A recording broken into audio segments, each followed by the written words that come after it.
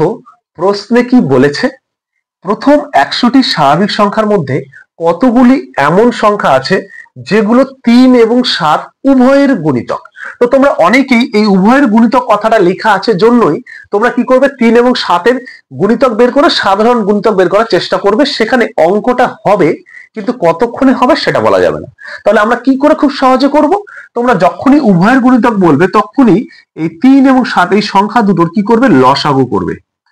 এবার 3 এবং 7-এর লসাগু বের করা খুবই সহজ, তার কারণ 3 এবং 7 পরস্পর মৌলিক সংখ্যা, আর মৌলিক সংখ্যার লসাগু তো বের করতে হয় না, সরাসরি কি করতে হয়, গুণ করে দিলেই হয়ে যায়। তাহলে 3 এবং 7 গুণ করলে হয় 21, তাহলে এদের লসাগু হলো 21।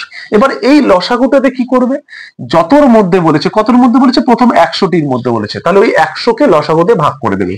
তাহলে 21 দিয়ে 100কে ভাগ করে দাও, ভাগ করলে কত হচ্ছে দেখো, 5 দিয়ে দিলে বেশি হচ্ছে, 4 দিয়ে দিলাম, 4 21 84, এখান থেকে বিয়োগ করলে কত হয় 6, 16টা ছোট হয়ে যাচ্ছে আর ভাগ যাবে না, তাহলে এটা ভাগশেষ।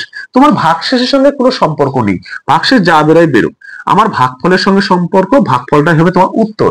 তার মানে ভাগফল হয়েছে 4, তার মানে 1 থেকে 100-র মধ্যে 4টি এমন সংখ্যা পাবে যে 4টি সংখ্যা কিন্তু 3-এরও গুণিতক হবে, 7-এরও গুণিতক হবে। তাহলে উত্তর হয়ে যাবে কোনটা, অপশন নম্বর এ।